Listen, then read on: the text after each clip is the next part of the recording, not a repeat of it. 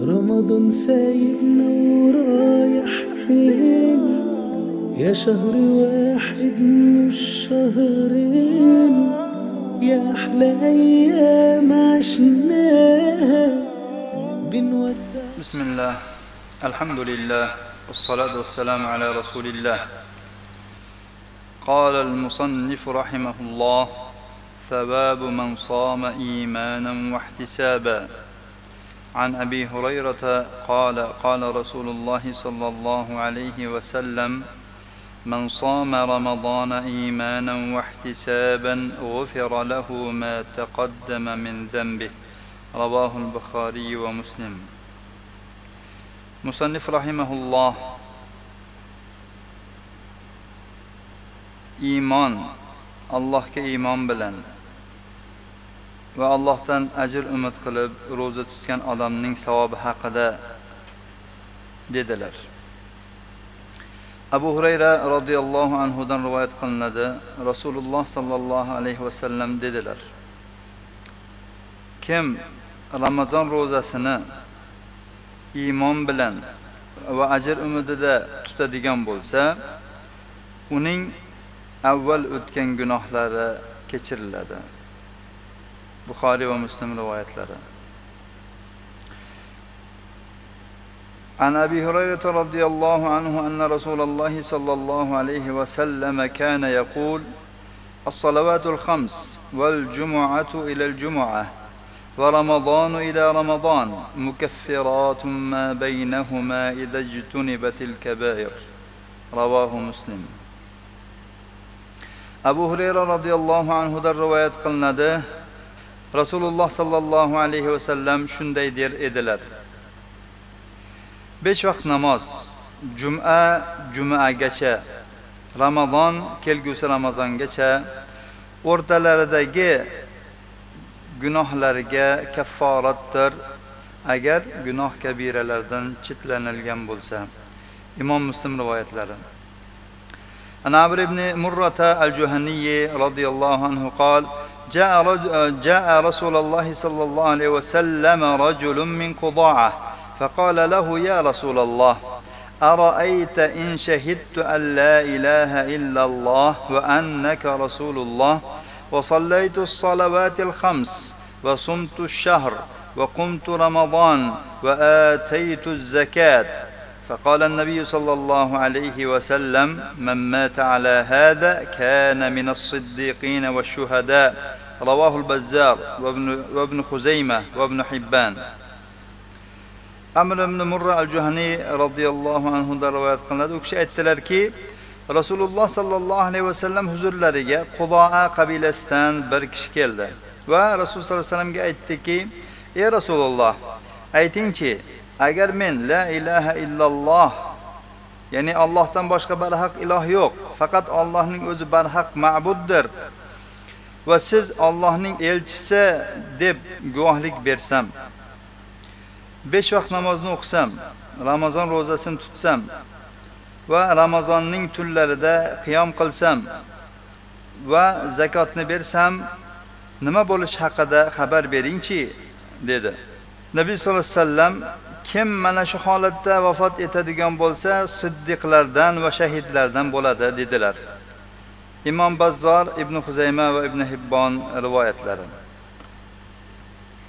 An Ka'b ibn Ajurata qala qala Rasululloh sallallohu alayhi vasallam: احضروا المنبر فحضرنا فلما ارتقى درجة قال آمين، فلما ارتقى الدرجة الثانية قال آمين، فلما ارتقى الدرجة الثالثة قال آمين.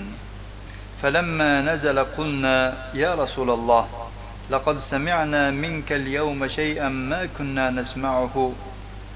قال: إن جبريل عليه الصلاة والسلام عرض لي فقال: بعدا لمن أدرك رمضان فلم يغفر له. قلت: آمين.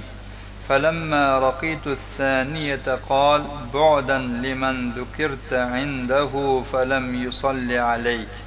قلت: آمين. فلما رقيت الثالثة قال: بعدا لمن أدرك أبواه الكبر عنده أو أحدهما فلم يدخلاه الجنة قلت آمين. هذا حديث صحيح الإسناد ولم يخرجاه. Ka'b ibn Ajra radhiyallohu anhu dan rivoyat qilinadi. Aytadilarki, Rasululloh sallallohu alayhi vasallam minbarga yaqin kelinglar dedilar. Biz minbar oldiga keldik. Shunda Rasululloh sallallohu alayhi vasallam minbardan bir pog'ona ko'tarildilar va amin dedilar. So'ngra ikkinchi pog'onaga ko'tarildilar va amin dedilar. So'ng uchinchi pog'onaga ko'tarildilar va amin dedilar. Rasululloh sallallohu alayhi vasallam minbardan tushganlaridan keyin biz aytdikki, ey Rasululloh, bugun biz sizdan avval hech eshitmagan narsamizni eshitdik. Aytdilarki, menga Jibril alayhisolatu vassalam ro'baro bo'ldilar va aytdilarki, Ramazonga yetgan, lekin gunohlari kechirilmagan odam uzoq bo'lsin. Ya'ni Allohning rahmatidan uzoq bo'lsin dedilar. Men amin dedim. Ikkinchi pog'onaga ko'tarilganimda aytdilarki, siz uning oldida nomingiz tilga olingan va sizga salovat aytmagan kishi uzoq bo'lsin dedilar. Men amin dedim. Uchinchi pog'onaga chiqqanimda aytdilarki, ota-onasi yoki ulardan bittasi qarigan holatda uning oldida bo'lgan. Va lekin ular uni jannatga kirgiza olishmagan odam Allohning rahmatidan uzoq bo'lsin dedilar. Men amin dedim.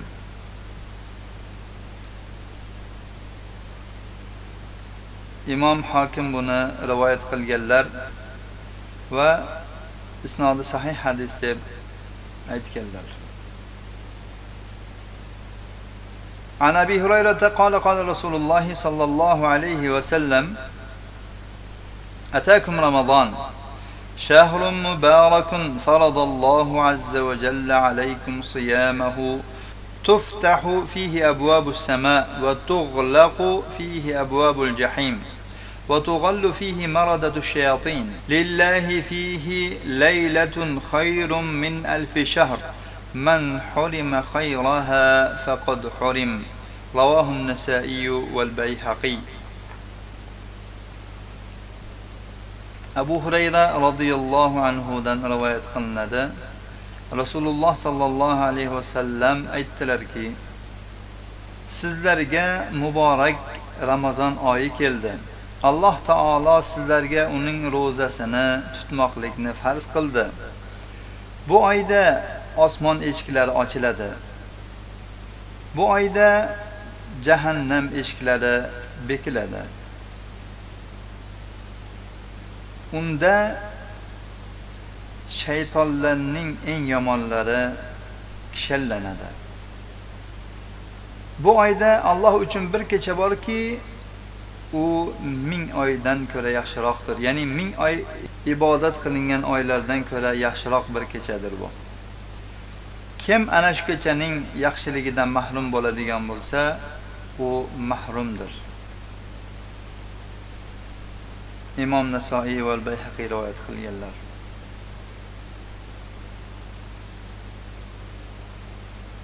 عن أنس بن مالك قال دخل رمضان فقال رسول الله صلى الله عليه وسلم إن هذا الشهر قد حضركم وفيه ليلة خير من 1000 شهر من حرمها فقد حرم الخير كله ولا يحرم خيرها إلا محروم. رواه ابن ماجه وصححه الألباني في صحيح الترغيب والترهيب برقم 1000. Anas ibn Malik radhiyallohu anhu dan rivoyat qilinadi. U kishi aytdilarki, Ramazon oyi kirdi.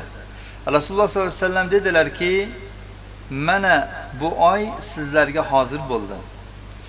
Unda 1000 oydan ko'ra yaxshiroq bo'lgan bir kecha bor. Kim undan mahrum bo'ladigan bo'lsa, yaxshilikning hammasidan mahrum bo'libdi. Bu kechaning yaxshiligidan faqat mahrum odamgina mahrum bo'ladi. imom ibn Majah rivoyat qilganlar. Shayx Alboniy buni Sahih targ'ib va tarhibda 1000-raqam bilan sahih sanaganlar.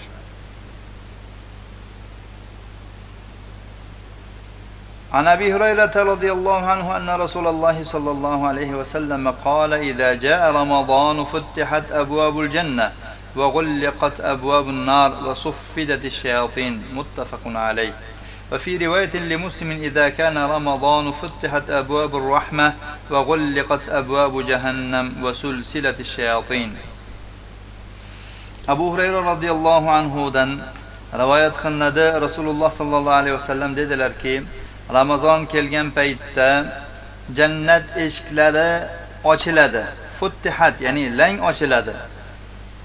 Jahannam, do'zax eshiklari qattiq berkitiladi, ya'ni mustahkam berkitiladi. G'ulliqat. Shaytonlar mahkam kishallab tashlanadi. Muttafaqun alayh. Imom Buxoriy va Muslim rivoyatlari. Imom Muslimning rivoyatlarida Ramazon kelganda rahmat eshiklari ochiladi deyilgan. Rahmat eshiklari ochiladi. Jahannam eshiklari berkiladi. Shaytonlar zanjirband qilinadi. عن أبي هريرة قال قال رسول الله صلى الله عليه وسلم إذا كان أول ليلة من شهر رمضان صفدت الشياطين ومردت الجن وغلقت أبواب النار فلم يفتح منها باب وفتحت أبواب الجنة فلم يغلق منها باب وينادي مناد يا باغي الخير أقبل ويا باغي الشر أقصر ولله أتقاء من النار وذلك كل ليلة. رواه الترمذي والنسائي وابن ماجه وابن خزيمة وحسنه الألباني في صحيح الترغيب برقم 998. Abu Hurayra radhiyallohu anhu dan rivoyat qilinadi. Rasululloh sallallohu alayhi vasallam marhamat qildilarki, Ramazon oyining birinchi kechasi bo'lganda, odatda oyning kechasi kunduzdan avval keladi. Ya'ni birinchi kecha deyla, hali Ramazonning kuni kirmasdan turib, shaytonlar va jinlarning ifritlari zanjirband qilinadi. Do'zax eshiklari mahkam yopib tashlanadi, undan biror eshik ochilmaydi. Jannat eshiklari lang ochib qo'yiladi, undan biron eshik yopilmaydi. Alloh taoloning bir munodisi, jarchisi jar soladiki, ey yaxshilikni xohlovchi, yuzlan, kel. Ey yomonlikni xohlovchi, til, yo'qol. Valillahi utaqa'u minan nar. Alloh subhanahu va taolo uchun do'zaxdan ozod qiladigan bandalari bo'ladi. Bu har kechada bo'ladi. Demak, Ramazon oyini iymon va Allohdan ajr umidda tutgan inson uchun mana shu aytilgan ajrlar bor ekan. Ya'ni u do'zaxdan ozod qilinadigan insonlardan biri bo'lib qolishi ham mumkin ekan. Bu hadisni Imom Tirmiziy va Nasai, Ibn Majah va Ibn Xuzaymalar rivoyat qilganlar. Shayx Alboniy Sahih targ'ib va tarhibda 998-raqam bilan buni hasan deb sanaganlar. Ana Abi Umamata anin Nabiy sallallohu alayhi vasallam qol: "Inna lillahi 'inda kulli fitrin 'utaqa." Rawahu Ahmad va Tabarani fil Kabir.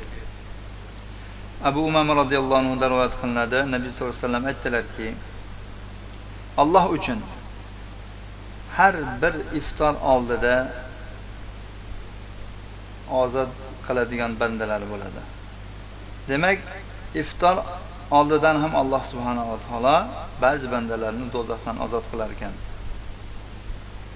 Bu ham roza tutgan odamni, shu iymon va ihtisob bilan roza tutgan odamning beriladigan savoblardan bittasi bu ham. Imom Ahmad va musnadlarida Tabaroniy Kabir mu'jamlarida rivoyat qilganlar. Shayx Alboniy buni Sahih Targ'ib va Tarhibda 1001-raqam bilan sahih sanaganlar. عن أبي سعيد الخدري رضي الله عنه قال قال رسول الله صلى الله عليه وسلم إن لله أتقاء من النار في كل يوم وليلة يعني في رمضان ولكل مسلم في كل يوم وليلة دعوة مستجابة رواه الطبراني في الأوسط وصححه الألباني في صحيح الترغيب والترهيب برقم 1002. Abu Sa'id al-Khudri radhiyallohu anhu dan rivoyat qilinadi. Rasululloh sallallohu alayhi va sallam aytdilarki, Alloh subhanahu va taolo uchun Ramazonning har kecha va kunduzida do'zaxdan ozod qiladigan qullari bo'ladi. Va har bir musulmon uchun har bir kecha va kunduzda, ya'ni Ramazonning har kecha va kunduzida ijobat bo'ladigan bir duo bordir. Tabaroniy buni Avsatda rivoyat qilganlar. Shayx Alboniy Sahih Targ'ib va Tarhibda 1002-raqam bilan sahih sanaganlar. Demak, kim Ramazon ro'zasini Alloh taolo menga farz qilgan deb iymon keltirib va Alloh taolodan ajr umidida tutadigan bo'lsa, unga beriladigan ajr savoblardan biri Ramazonni kecha yo kunduzda uni qiladigan duolardan ijobat bo'ladigani bor ekan. Demak, kecha va kunduzlarni duo uchun g'animat bilish kerak. Shoyat Alloh taoloning mana shu marhamatiga ro'baro bo'lib qolinsa.